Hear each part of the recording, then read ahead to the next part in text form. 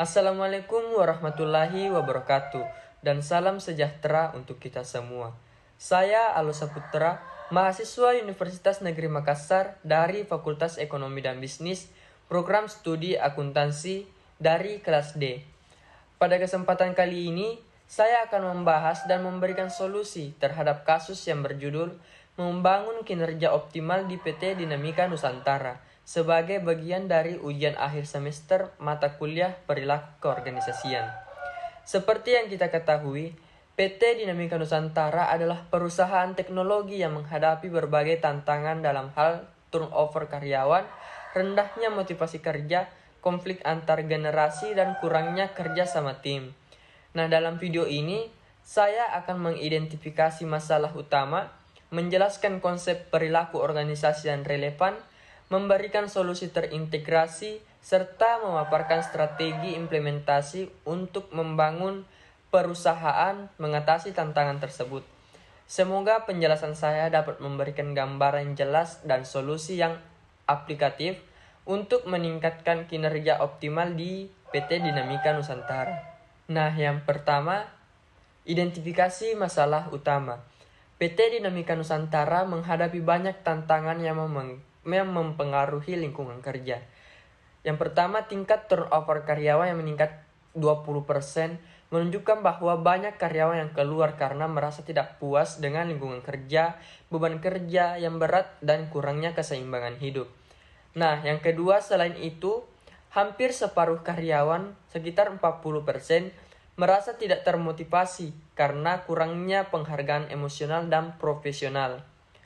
Kemudian, konflik antar generasi juga menjadi masalah karena perbedaan gaya kerja dan pemikiran yang akhirnya memicu konflik dalam tim. Selanjutnya, kepemimpinan yang terlalu otoriter serta komunikasi internal yang buruk semakin memperburuk situasi. Nah, tidak hanya itu, promosi yang dianggap tidak adil serta konflik antar departemen dalam pembagian sumber daya juga membuat suasana kerja tidak kondusif. Nah, selanjutnya terkait hubungan antara konsep perilaku organisasi. Yang pertama, ada komunikasi. Komunikasi yang buruk menjadi salah satu akar utama, di mana informasi dari manajemen seringkali tidak jelas atau terlambat. Hal ini membuat banyak karyawan bingung dalam menjalankan tugas mereka. Nah, selain itu, kurangnya motivasi memperlihatkan bahwa karyawan merasa tidak dihargai, sehingga mereka kehilangan semangat kerja. Selanjutnya, di sisi lain, kerja tim juga terhambat karena konflik antar generasi dan kurangnya sistem penyelesaian konflik yang jelas. Kemudian, gaya kepemimpinan. Gaya kepemimpinan yang terlalu fokus pada hasil membuat karyawan merasa tidak diperhatikan secara pribadi.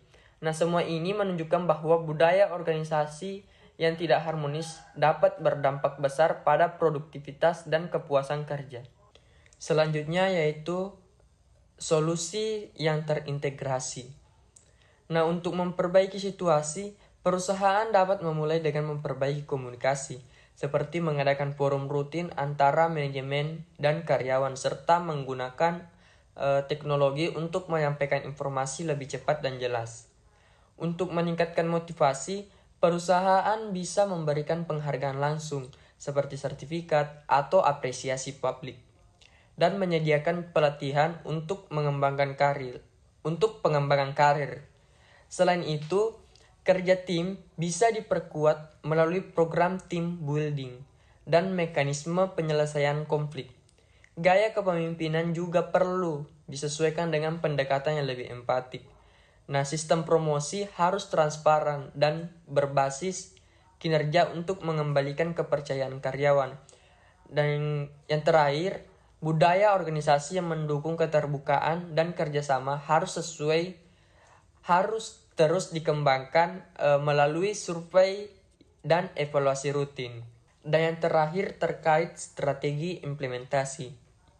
Yang pertama dalam jangka pendek atau 0 sampai 6 bulan. Perusahaan bisa mulai dengan melakukan pertemuan bulanan untuk membahas masalah dan memberikan kesempatan feedback dua arah yang anonim. Kemudian program penghargaan sederhana seperti penghargaan bulanan juga bisa diadakan. Nah, untuk kerja tim, pelatihan dan kegiatan informal untuk mengatasi konflik antar generasi bisa menjadi langkah awal. Kemudian yang kedua, jangka panjang atau 6-12 bulan. Fokus bisa diarahkan pada pelatihan kepemimpinan lanjutan, membangun sistem promosi berbasis KPI yang transparan, dan melakukan survei tahunan untuk mengevaluasi budaya organisasi. Dengan langkah-langkah ini, suasana kerja di PT Dinamika Nusantara diharapkan menjadi lebih positif dan produktif. Kesimpulannya, PT Dinamika Nusantara menghadapi berbagai tantangan organisasi seperti turnover karyawan yang tinggi, rendahnya motivasi kerja, konflik tim, dan ketidakpercayaan terhadap sistem promosi. Masalah-masalah ini disebabkan oleh komunikasi internal yang lemah, gaya kepemimpinan yang otoriter, serta ketidakcocokan nilai budaya organisasi. Solusi yang diusulkan mencakup perbaikan komunikasi melalui sistem umpan balik, penghargaan berbasis pengakuan, pelatihan kerja tim, pengembangan kepemimpinan empatik, dan transparansi dalam promosi. Dengan implementasi strategi jangka pendek dan jangka panjang, perusahaan dapat menciptakan lingkungan kerja yang harmonis, meningkatkan kepuasan karyawan, serta mendorong produktivitas dan pertumbuhan yang berkelanjutan. Baik, itu saja pemaparan dari saya.